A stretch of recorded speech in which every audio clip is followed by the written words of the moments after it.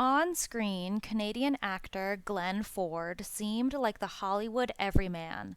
Laconic and soft-spoken, he effectively transitioned to television westerns later in life. But behind the scenes, Ford had many secrets.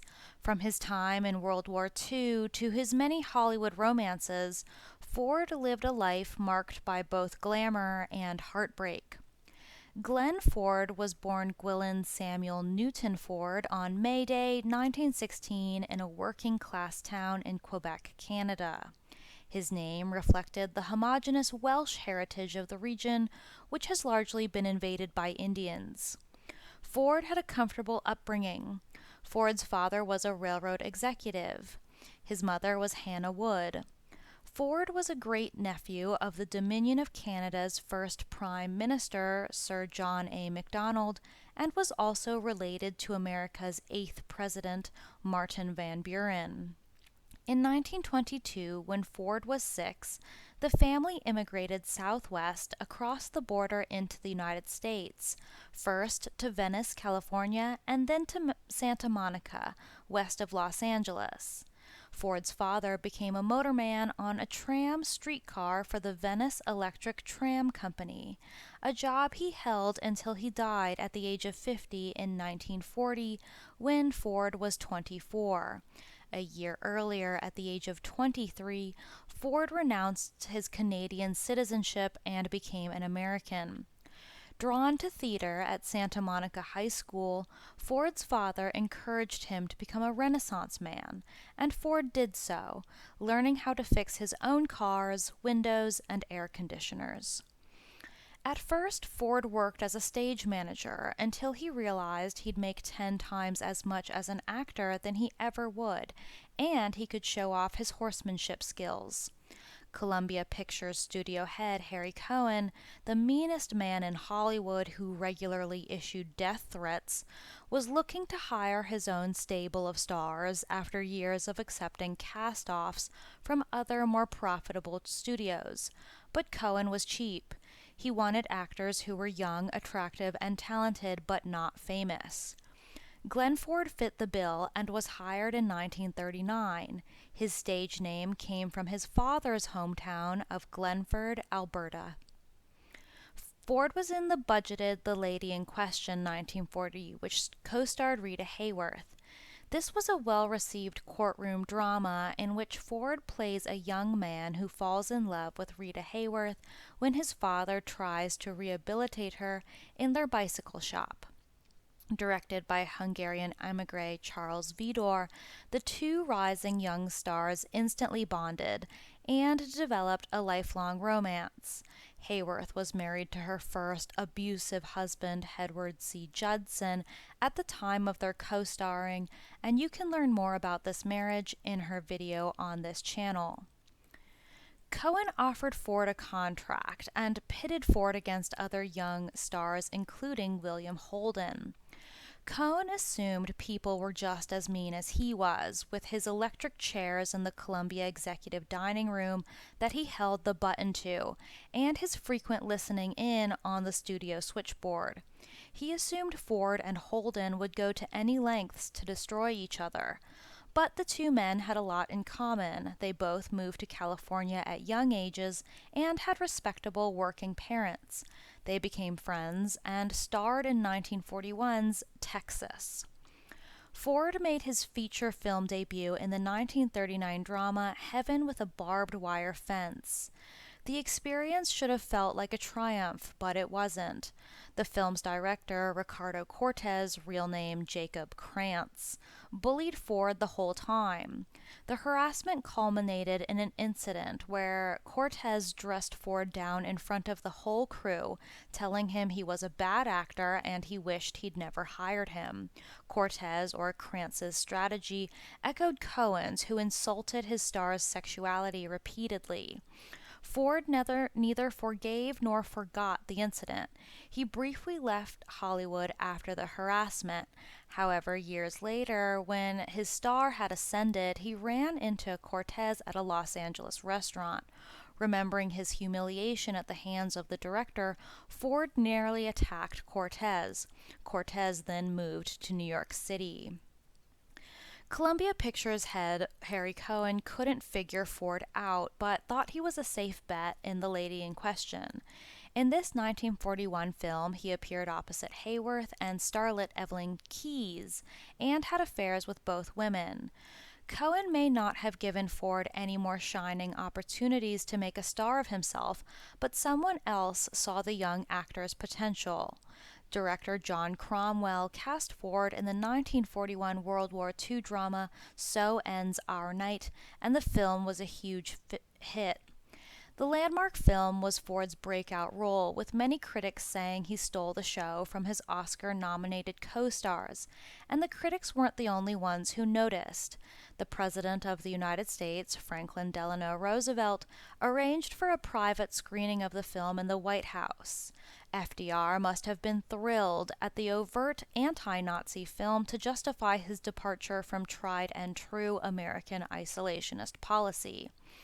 The film moved FDR so much he invited Ford to his birthday ball, where he introduced the actor to his wife, Eleanor.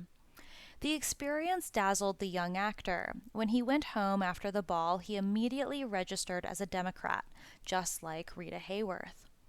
After the amazing success of So Ends Our Night, Ford's studio Columbia celebrated their new star by completely neglecting him. They put Ford in a slew of mediocre and forgettable flicks, leading his status as Hollywood's new it boy to fizzle out. But never one to fall victim to the studio's manipulation, Ford used his earnings to buy his mother and sister a house in the Pacific Palisades. In 1941, perhaps inspired by his own film, Ford joined the Coast Guard Auxiliary and began training while appearing in films part-time. Within months, America entered World War II. Like many stars of the era, Ford traveled the country while promoting the sale of war bonds. While helping out with the war effort, he met a young actress named Eleanor Powell, no relation to William Powell, who you can learn about on this channel. They fell hard and fast for each other.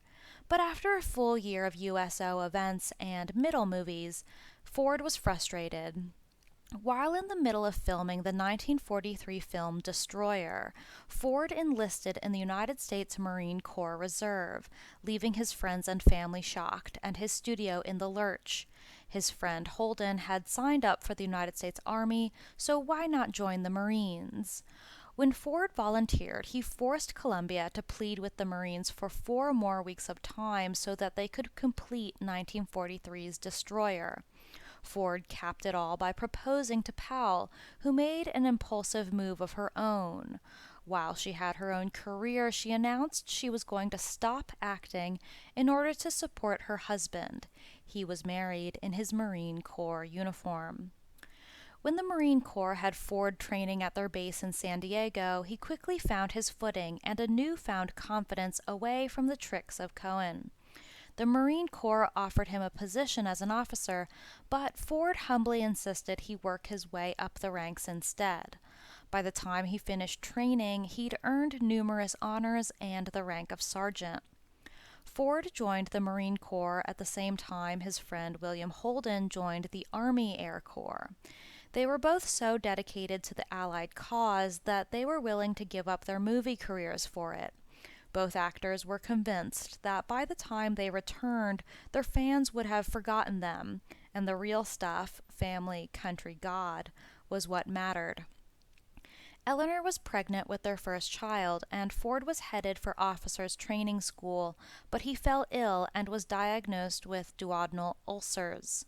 You can learn more about Rudolph Valentino's cocaine-induced ulcers in its video on this channel. Ford recovered in the hospital for 5 months and completely missed active duty. After some stints at various bases, he received a medical discharge. The Marines did recognize his work at home and awarded him 3 medals after the war was over.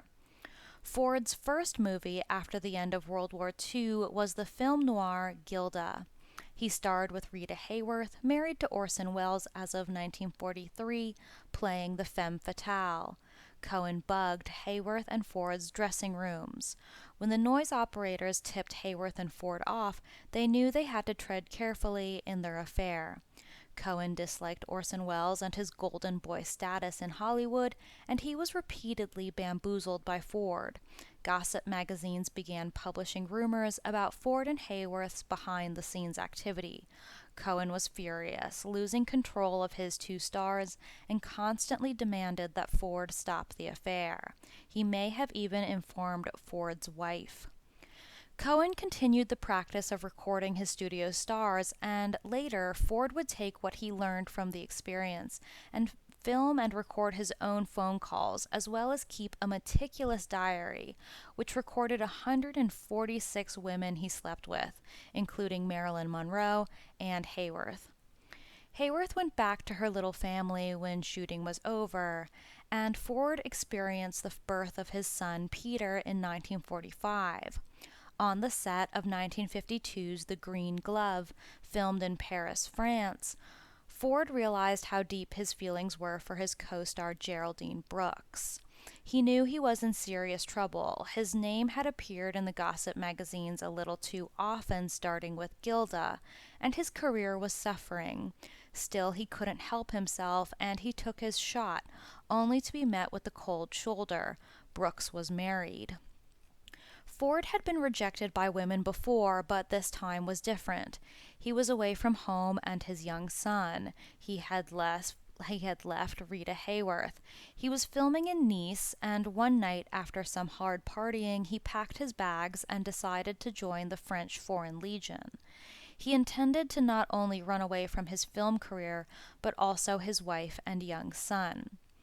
Luckily, his co-star, Cedric Hardwicke, pursued Ford to the Legion headquarters, where he convinced the star to return. Ford eventually got over his love for Brooks, but this was a pivotal moment in his life. Was Ford spiraling due to an alleged abortion Hayworth endured in the 1940s? In the early 1950s, Ford tried to stay away from his female co-stars, which led to some of them thinking he was snobby. But eventually he fell back into his old ways, wooing stars like Gloria Graham, Barbara Stanwyck, and his old flame, Rita Hayworth. Joan Crawford received a top spot in his wall of photographs in his home. Ford secured career wins like the 1955 film Blackboard Jungle, which featured a young Sidney Poitier. The film revitalized his career and changed Hollywood due to its soundtrack. Blackboard Jungle was the first Hollywood film to use a rock and roll song in the soundtrack instead of the sweeping orchestral pieces common in Golden Hollywood. Ford invited director Richard Brooks to his home, where Brooks overheard Ford's son playing Rock Around the Clock by Bill Haley and the Comets. Brooks decided to use the song, which at that point was relatively obscure, in the film. The song shot to the top of the charts, all thanks to the film's soundtrack. Here was a new industry, the intersection of music on the radio and feature film. It had been Columbia Pictures head Harry Cohen who made Glenn Ford a star, but who had also harassed and stalked him. When Ford's contract was up, he went freelance, appearing in the occasional Columbia picture. But with Blackboard Jungle, he saw what MGM could do. He signed a long-term contract with MGM, cutting ties with Columbia for good. Throughout the 1950s, he appeared in a number of hit films and made a name for himself in westerns. Ford and Powell's marriage weathered many storms, but by the mid-1950s, Powell was hiding a secret of her own. She'd read about her husband in the gossip papers and even caught him in the act more than once. But she reached her breaking point and wanted out. There was just one snag, their son, Peter. Powell wanted custody, and she didn't want Ford to have ground to stand on in court, so she waited years, silently enduring affair after affair until Peter was 14 and old enough to choose which parent he wanted to live with. In 1959, Eleanor filed for divorce from Ford. He did not react well. He kept his distance from Powell and his son and begrudgingly paid a pathetic sum for alimony, complaining about it for years. During his heyday, Ford's playboy hobby turned into a full-time pursuit, and he had dalliances with nearly every A-lister from the golden age of Hollywood: Gene Tierney, Ava Gabor, Joan Crawford, and even a one-night stand with Marilyn Monroe. Following his divorce came the next generation of starlets in the early 1960s: Judy Garland, Debbie Reynolds, and Brigitte Bardot. Still, no matter who he was with, he always wanted to see Hayworth. And after his divorce, he moved next door to her just in time for her fifth divorce of 1961. They couldn't stay away from each other. Was he the love of her life? Ever since Gilda, it seemed like Ford never had a real flop. But Ford started out the 1960s with two troubled productions.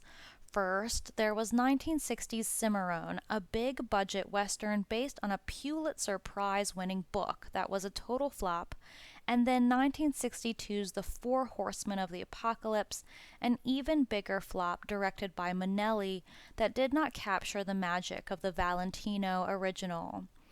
Among all the affairs and flings, Ford forged a connection with a young actress, Katherine Hayes. They were married in 1966 but divorced 3 years later, and once again Ford was alone and stuck with an alimony bill he had trouble paying. He went back to his womanizing ways, but it was clear the chase was beginning to lose its luster. With a fresh divorce and a career on the decline, Ford threw himself into his hobbies. He decided to try his hand at farming in the yard of his large Beverly Hills home. Hoping to feed himself and his son Peter, he acquired 40 Leghorn hens, and by his own admission, things quickly spun out of control. The 40 birds became 140, and things got even messier. The Leghorn hen is a firm favorite of the industrial farmer and can produce hundreds of eggs in 1 week. When a fox began picking off the hens, Ford became intent on protecting his flock. He posted up with a shotgun one night in order to hunt the fox, but all he managed to do was draw the attention of his neighbors and the ire of local law enforcement. They pointed out that both raising hundreds of chickens in a yard and hunting in the Beverly Hills area were illegal, and so Ford gave it up. After World War II, Ford continued to dedicate his time to the Naval Reserves, mostly helping to promote the Navy with advertisements. But when conflict broke out in Vietnam, he found himself returning to duty. While he'd never left American soil during World War II, he traveled to Vietnam in 1967 to help produce a training video for young Marines, and with a combat camera through the demilitarized zone to the Mekong Delta. What did these young Marines think of this Hollywood womanizer, who had never seen combat, lecturing them about Vietnamese guerrilla warfare? Both the Marines and the Navy awarded him medals for his service. It's not clear if Ford regretted sending so many Americans to early graves for nothing. Like many stars of his generation, Ford saw the writing on the wall at the beginning of the 1970s and moved from film to TV. CBS created a TV series as a starring vehicle for him, but it only lasted a season. In 1978, Ford landed the role of Pa Kent in the classic Superman. He may have only gotten a few minutes of screen time, but it was enough to ensure he'd get frequent work throughout the rest of his career. The supporting role also had a more important guarantee, a paycheck, which was something that Ford needed. Ford's next marriage to Cynthia Hayward in 1977 lasted longer than the one that preceded it, but they divorced in 1984. He had a few broken engagements in the late 1980s and early 1990s, and his final marriage to Jeanne Baus was the shortest, lasting just 1 year in the 1990s. Ford wasn't unlucky in love, but he was unlucky in marriage. Each divorce devastated him both emotionally and financially. Unsurprisingly, after decades of Socializing with many women of Hollywood, Ford spent the last years of his life alone. In the 1990s, he began to suffer from serious health problems and retired. He spent the last 15 years of his life in relative seclusion. To celebrate his 90th birthday, the American Cinematheque organized a party honoring Ford, complete with a screening of Gilda. He hoped to attend, but fate had something else in mind. His health problems worsened, and he had to skip the event.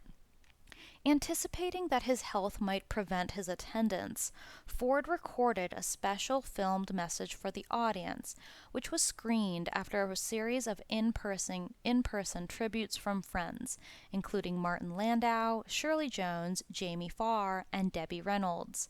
In a 1981 interview, Ford said his favorites of his own films were The Blackboard Jungle, Gilda, Cowboy, 3:10 to Yuma, The Sheep Man, and The Gazebo. They may not have been the best pictures I did, but they're the ones I remember most fondly because of the people involved, he said. People like George Marshall, who directed 6 pictures with me, and Debbie Reynolds.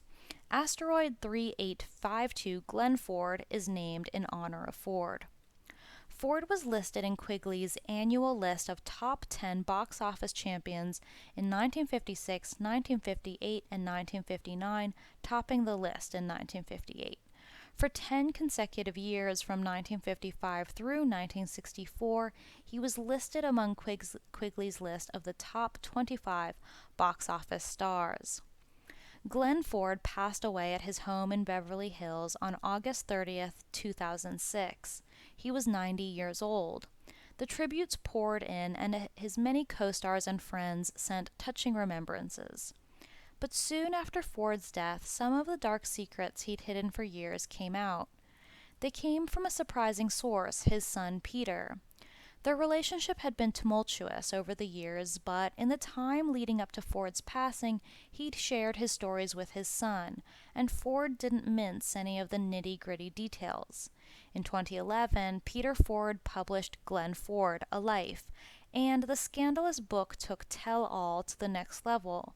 Peter Ford used his father's personal diaries as a source, and by his tally, his father had carried on various forms of flings and romances with over 146 actresses.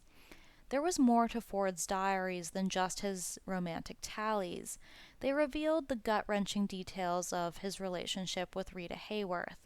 Beginning in 1946, the two had an on-again, off-again affair that spanned over 40 years. The fragile actress held a special place in his heart, and they continued seeing each other all the way up until Hayworth's passing. Their relationship continued after Gilda, when they reunited on the set of 1948's The Loves of Carmen. But they were hiding a scandalous secret at the time. According to Ford, Hayworth was pregnant. Their affair had already put their careers in jeopardy once, with Cohen threatening and recording them, and they weren't willing to let that happen again. Ford and Hayworth were faced with a heartbreaking decision. Hayworth was newly divorced from Orson Welles and couldn't face another scandal. She secretly traveled to France to have an abortion, and Ford returned home to his wife and family. Ford traveled to France in the 1950s, perhaps to grieve. Soon after, Hayworth walked away from her film career in favor of an ill-fated marriage to Prince Ali Khan. While this secret was and is deeply sad, it wasn't the most explosive one in Peter Ford's book. During his first affair with Hayworth, Ford had been paranoid about anyone other than Cohen discovering their dalliance, so he started to record himself and everyone around him. Harry Cohen's recording devices seem to have been the inspiration. Ford tapped his first wife's phone to hear what she was saying about him, perhaps inspiring her silence on the divorce issue. Ford went on to tape every phone conversation he had from the 1940s to the 1980s. These included conversations with his many celebrity paramours, as well as famous friends like Frank Sinatra, whose silver picture frame had a spot in Ford's home, John Wayne, Cary Grant, Lucille Ball, and Jimmy Stewart. Ford also kept taped conversation he'd had with two sitting presidents. There was Ronald Reagan, an old Hollywood friend, and Richard Nixon. No one had a clue about Ford's illicit activities until his son found the tapes after his passing. Did Ford outsmart the studios? Were these a form of blackmail? Tapes weren't the only thing he kept. Glenn Ford's Beverly Hills estate had been the ultimate bachelor pad, but he still had room to keep a lot of memorabilia. In 2008, Peter Ford auctioned off some of his father's possessions, and one lot stood out from all the others: a couch. According to Ford, his father had seduced Marilyn Monroe on that exact couch 46 years earlier.